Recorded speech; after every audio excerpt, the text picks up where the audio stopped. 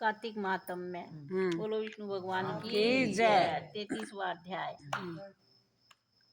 सूत जी ने कहा, इतनी कथा सत्यभामा को सुनाकर भगवान श्री कृष्ण संध्या करने के लिए महल के भीतर चले गए। यह कार्तिक मास का व्रत भगवान विष्णु को अत्यंत प्रिय है तथा भक्ति का प्रदान करने वाला है। रात्रि जागरण, प्रातःकाल का स्नान, तुलसी वट सिंचन, उद्यापन और दीपदान, ये 5 कर्म भगवान विष्णु को प्रसन्न करने वाले हैं, इसलिए इनका पालन करना अवश्य चाहिए। ऋषियों ने कहा, भगवान विष्णु का प्रिय, अधिक फल का देने वाला, शरीर के रोम रोम को प्रसन्न रखने वाला, इतिहास पूर्वक जो कार्तिक महात्म्य आपने कहा है, मोक्ष की चाहना करने वालों या भाग के इच्छुक मनुष्यों को यह व्रत अवश्य करना चाहिए। किंतु हम एक बात आपसे पूछना चाहते हैं, वह यह कि यदि कार्तिक मास का व्रत करने वाला किसी संकट में फंस जाए या वह जंगल में हो अथवा किसी रोग से ग्रस्त हो जाए, तो फिर वह कार्तिक का व्रत किस प्रकार करे, क्योंकि यह विष्णु भगवान का अतिशय प्रिय तथा मुक्ति भक्ति प्रदान करने वाला व्रत किसी प्रकार भी नहीं छोड़ना चाहिए। श्री सूत जी ने उत्तर दिया, यदि कार्तिक व्रती किसी संकट में फंस जाए तो वीरता के साथ भगवान शंकर तथा भगवान विष्णु के मंदिर में जाके जागरण अवश्य करे। यदि भगवान शंकर का मंदिर या भगवान विष्णु का मंदिर पास न हो तो जिस किसी भी देवता का मंदिर पास में हो उसमें जाके रात्रि जागरण करे। अगर घना जंगल हो तो फिर पीपल के वृक्ष के नीचे या तुलसी के वन में जाके जागरण करे। भगवान विष्णु की मूर्ति के सामने बैठकर भगवान विष्णु का कीर्तन करे। ऐसा करने से 1000 गौओं के दान के बराबर फल मिलता है। जो व्यक्ति विष्णु के कीर्तन में बाजा बजाता है उसको वाजपेयी यज्ञ के बराबर फल मिलता है। और हरि कीर्तन में नृत्य करने वाले प्राणी को समस्त तीर्थों में स्नान करने वाला फल मिलता है। किसी संकट के समय या रोगी हो जाने पर यदि जल न मिल सके तो केवल भगवान विष्णु के नाम मात्र से मार्जन ही कर लें। यदि उद्यापन न कर सकें तो व्रत की पूर्ति के लिए केवल ब्राह्मणों को भोजन ही करवा दें, क्योंकि ब्राह्मणों के प्रसन्न होने से भगवान विष्णु भी प्रसन्न रहते हैं। यदि आप दीप दान न कर सके तो दूसरे के दीप की वायु आदि से भली भांति रक्षा करें। और यदि तुलसी का पौधा पास न हो तो वैष्णव ब्राह्मण की ही पूजा कर लें, क्योंकि भगवान विष्णु सदा अपने भक्तों के निकट ही रहते हैं। इन सब के न होने पर वर्ती ब्राह्मण गो, पीपल और वट वृक्ष की श्रद्धा से सेवा करे। शौनक आदि ऋषियों ने कहा, आपने गो तथा ब्राह्मणों के समान पीपल और वट वृक्षों को क्यों बताया है, और सभी वृक्षों में पीपल का वृक्ष और वट वृक्ष श्रेष्ठ क्यों कहे गए हैं। सूत जी ने कहा, पीपल का वृक्ष साक्षात विष्णु भगवान है और वट वृक्ष साक्षात शंकर भगवान है और पलाश का वृक्ष साक्षात ब्रह्मा है। इन वृक्षों की पूजा, सेवा तथा दर्शन से सब पापों का नाश होता है। ऋषियों ने कहा, प्रभु हम लोगों को इसमें शंका है कि ब्रह्मा विष्णु महेश वृक्ष रूप क्यों हुए, आप कृपा करके हमें बताएं। श्री सूत जी ने कहा, प्राचीन काल में भगवान शंकर और पार्वती विहार कर रहे थे कि उस समय उनके विहार में विघ्न डालने के विचार से ब्राह्मण का रूप धारण करके अग्निदेव वहां पर आए। विहार के आनंद का नाश हो जाने के कारण से क्रोध में भरकर श्री पार्वती जी ने समस्त देवताओं को शाप दे डाला। पार्वती जी ने कहा, हे देवताओं, विषय सुख को कीट पतंगे भी जानते हैं, उसमें आप लोगों ने देवता होकर विघ्न डाला है, इसलिए आप सब लोग वृक्ष हो जाएं। सूत जी ने कहा, इस प्रकार क्रोधित पार्वती जी के शाप देने से सब देवता वृक्ष हो गए। इसी कारण भगवान विष्णु तथा शंकर भगवान दोनों पीपल और वट हो गए।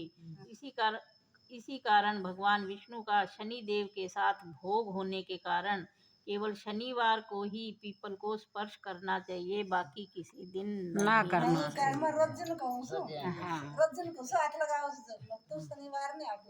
बस उतर ना लगाना चाहिए हाथ।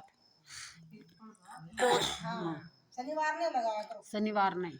जब 34वां अध्याय। हाँ। ऋषिगणों ने सूत जी से कहा, हे सूत जी, पीपल का वृक्ष शनिवार को छोड़कर सप्ताह के बाकी दिनों में क्यों नहीं पूजा जाता?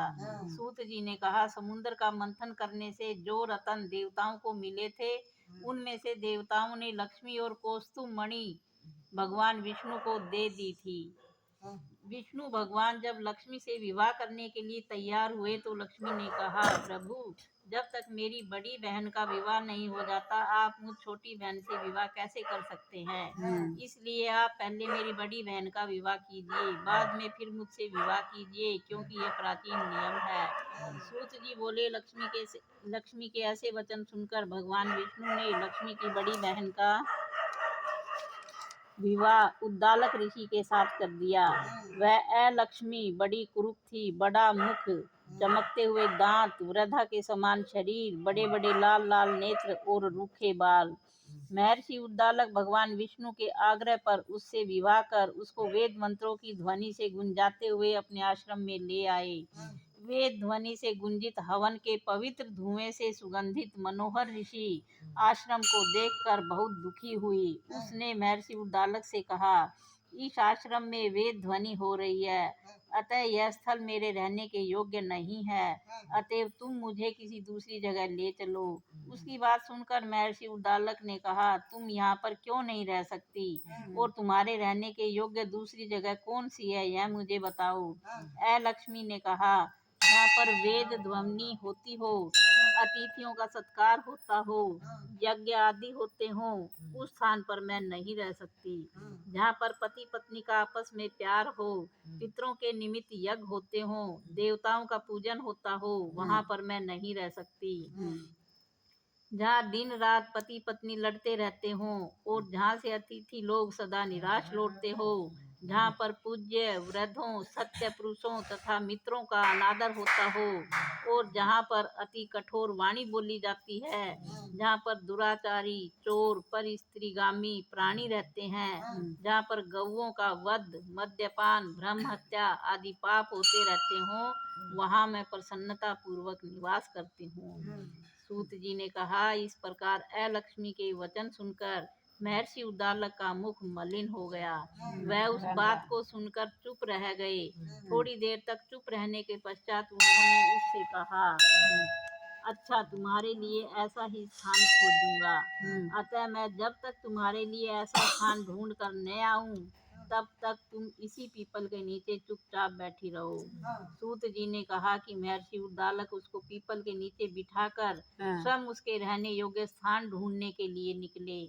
लेकिन जब वह बहुत समय तक प्रतीक्षा करने पर भी वापस नहीं लौटे, तो वह लक्ष्मी रोने लगी। उसका बुरी तरह से रोना श्री लक्ष्मी जी ने बैकुंठ में भी सुना। अपनी बहन का रोना सुन लक्ष्मी जी व्याकुल हो गई। उन्होंने दुखी होकर भगवान विष्णु से कहा, प्रभु, मेरी बड़ी बहन अलक्ष्मी पति के त्याग देने से अत्यंत दुखी हो गई। हे नाथ, यदि मैं आपकी प्रिय पत्नी हूँ, तो आप उसे आश्वासन देने के लिए उसके पास जाइए। लक्ष्मी जी की प्रार्थना सुनकर कृपा सिंधु भगवान लक्ष्मी जी को साथ लेकर उस पीपल के पास गए, जिसके नीचे अलक्ष्मी बैठी रो रही थी। उसको आश्वासन देते हुए भगवान विष्णु ने कहा, हे अलक्ष्मी, इसी पीपल की जड़ में तुम सदैव निवास करो, क्योंकि मेरे ही अंश से इसकी उत्पत्ति हुई है और इसमें मेरा निवास रहता है। प्रति वर्ष गृहस्थी लोग तुम्हारा पूजन करेंगे, और उन्हीं के घर में तुम्हारी छोटी बहन लक्ष्मी निवास करेगी। स्त्रियों को विविध प्रकार के उपहारों से तुम्हारी पूजा करनी चाहिए। मनुष्यों को चाहिए कि वह पुष्प, धूप, गंध आदि से तुम्हारी पूजा करे, तभी लक्ष्मी उन पर प्रसन्न होगी। सूत जी ने कहा, भगवान श्री कृष्ण, सत्यभामा तथा पृथु और नारद का संवाद तुम लोगों को मैंने सुना दिया है, जिसके सुनने मात्र से ही मनुष्य के सब पाप नष्ट हो जाते हैं और उसे वैकुंठ लोक की प्राप्ति होती है। तुम लोगों को जो कुछ पूछना हो पूछ सकते हो, उसे भी मैं विस्तार पूर्वक कहूँगा। सूत जी की बात सुनकर शौनक आदि ऋषि महर्षि थोड़ी देर तक प्रसन्न चित्त वहाँ बैठे रहे। तत्पश्चात श्री बद्री नारायण जी के दर्शन करने के लिए चले गए। जो प्राणी इस कथा को सुनता है, दूसरों को सुनाता है, वह इस संसार में संपूर्ण सुख प्राप्त करता है। बोलो विष्णु भगवान की की जय। श्री गणेशाय नमः। आगे भी पढ़ दूं। फिर जाएगी केसर जी जी हैं? चलो तुलसी विवाह तड़के से भाई तड़के मैं तुलसी ब्याह में जाऊंगी मैं तो विधि प्रारंभ बोझा एक मैडम कर रही है। हाँ, सुना तो जाओगा वो तो वक्त कर लेंगे। 12 बजे जाऊंगी हाँ। तुलसी विवाह विधि प्रारंभ दोहा शिवा गिरा शंकर सुवन शंभु शुक्र मुनि व्यास तुलसी माता सुमरत लिखे वाक्य कुछ दास।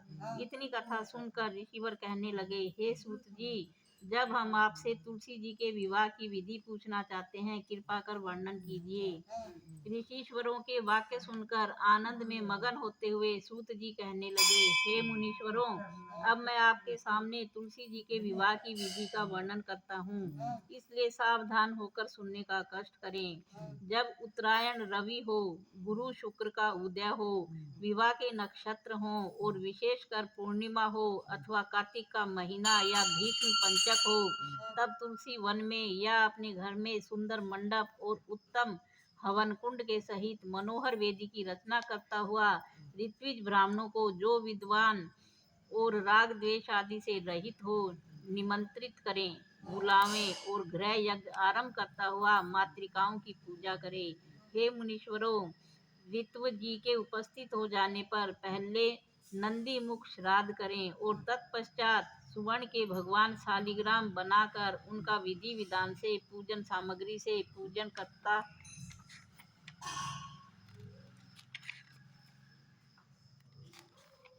हुआ चांदी की तुलसी को उनको समर्पण कर दे। इस प्रकार विवाह विधि से तुलसी जी का पानी ग्रहण कराने के पश्चात विधि पूर्वक होम करें और इसके बाद सपत्नी की यजमान भाई बंधु और सेवकों के साथ चारों ऋत्वजों के सहित विष्णु भगवान की प्रेम प्रदक्षिणा करता हुआ शांति पाठ और मंगल गान करें। उस समय स्त्रियों के मंगल गान के सहित भेरी आदि बाजे भी बजवाने चाहिए। हे मुनीश्वरों ऐसा हो जाने के पश्चात यजमान को गोदान और शय्यादान करना चाहिए और ऋत्वजों को दक्षिणा देकर विप्र भोज और जाति भोज कराना चाहिए। इतनी कथा सुनाकर सूत जी कहने लगे हे मुनीश्वरों इस प्रकार जो मनुष्य श्रद्धा भक्ति से युक्त होकर सत्व शांति और संतोष को धारण करता है विष्णु भगवान को तुलसी जी समर्पण करता है वह समस्त पापों से रहित होकर समस्त संसारी सुखों को प्राप्त करता हुआ अंत में विष्णु पद को प्राप्त हो जाता है। इसमें संशय नहीं करना चाहिए। हे मुनीश्वरों जिस प्रकार से तुलसी जी के विवाह की विधि बताई गई है उसी प्रकार आंवला शमी और पीपल की विवाह विधि भी समझनी चाहिए। 35वां अध्याय कार्तिक मास के महीने में विवाह के दिन अथवा उसके प्रथम दिन प्रातः काल नंदी मुख श्रद्धा और मात या करके गोधूलिय लगन में यजमान स्नान करे और शुद्ध श्वेत वस्त्र पहनकर नित्य क्रिया के बाद मंडप के नीचे कुशासन पर पूर्व की ओर मुख करके बैठे और तत्पश्चात आचमन और प्राणायाम करे निम्नलिखित संकल्प का उच्चारण करे ओम अर्ध्य तत्सत ब्राह्मो अहवनी जीवताय प्रहार दे श्री श्वेत बाहराय कल्पे जम्बू द्वीपे भारत खंडे विक्रमादित्य राज्य अमुक संवत्सरे अमुक प्रार्थना करें कि तिथि करण मुहूर्त नक्षत्र ग्रह और लगन आदि देवता मेरे ऊपर प्रसन्न हो दुर्गा पांचाली प्रसन्न हो ना वही छोड़ दीजिए अमुक मासे अमुक पक्षे अमुक तिथि अमुक वासरे अमुक गोत्रोत्पन्न अमुक शर्मा वर्मा च गुप्तो अहम माम अखिल विधि पातक शमन पूर्चक भीष्ट सिद्ध्यर्थ सकल विघ्न शमनार्थम माथुरा योग्य मेश्वर्याभि वृद्ध यथ श्री विष्णु देवता प्रात्यर्थ तुलसी विवाह कर्म करिष्ये। इस जगह जहाँ अमुक शब्द लगाया है वहाँ पर उस सम्मत महान तिथिवार आदि का उच्चारण करना चाहिए अपना गोत नाम आदि जो वो बोलना चाहिए। तदम गत्वेन गणेश पूजनम स्वस्ति पुण्यान्य वाचनम गृह यज्ञ च करिष्ये। इस प्रकार संकल्प पढ़ने के पश्चात गजानन भूत गणादि सेवितम कपिथ जम्बूफल चारु भक्षणम उमासुतम शोक विनाशकारकम नमामि विघ्नेश्वर पाद पंकजम शुक्लांबर धरम विष्णु शशि वर्णम चतुर्भुज। इस मंत्र को पढ़ता हुआ पुष्पाक्षत हाथ में लेकर गणेश जी पर चढ़ाएं और तत्पश्चात स्वस्ति वाचन और पुण्याय वचन पढ़ता हुआ अथवा ब्राह्मणों द्वारा उच्चारण करता हुआ भगवान का ध्यान करे। और तत्पश्चात धूप व कुशा के द्वारा कलश के जल के छींटे लगाता हुआ निम्न वाक्यों का उच्चारण करे। ओम शांति रस्तु, पुष्टि रस्तु, तुष्टि रस्तु, बुद्धि रस्तु, अविघ्न मस्तु, आयुष्पमस्तु, आरोग्यमस्तु, शिव कर्म सस्तु, कर्म समृद्धि रस्तु, वेद समृद्धि रस्तु, शास्त्र समृद्धि रस्तु, धन धान्य समृद्धि रस्तु, इष्ट संपद रस्तु, अरिष्टि निर्सनम अस्तु, यत्या पापम रोगम शुभम कल्याणम तद दूरे प्रतिहत मस्तु, तच्छेयमस्तदस्तु, उत्तरे मर्मणि उग्न विघ्ने मस्तु, उत्तरोत्तर महर हर भी वृद्धि रस्तु, उत्तरोत्तरा क्रिया शुभा शोभन संपद्यम तो तिथिकरण मुहूर्त नक्षत्र ग्रह लगन संपदस्तु अर्थात शांति पुष्टि और पुष्टि बुद्धि आदि मुझे सर्वदा प्राप्त हो। इस प्रकार उच्चारण करता हुआ यजमान प्रार्थना करे कि तिथि करण मुहूर्त नक्षत्र ग्रह और लगन आदि देवता मेरे ऊपर प्रसन्न हो, दुर्गा पांचाली प्रसन्न हो, अग्नि पुरोगा और विश्व देवा प्रसन्न हो। यो पढ़ूं कि ये सारा उनका सी तुलसी विवाह को ना बस ये है बताओ ना। हाँ ये अपना काम का थी कोनी ना 5:30 ना मी जब भी यो अपना काम को कोनी कोई तुलसी विवाह करे ये ऊ अट्टे थी ये अपनी अट्टे कोनी। हाँ बोलो विष्णु भगवान विष्णु भगवान जय।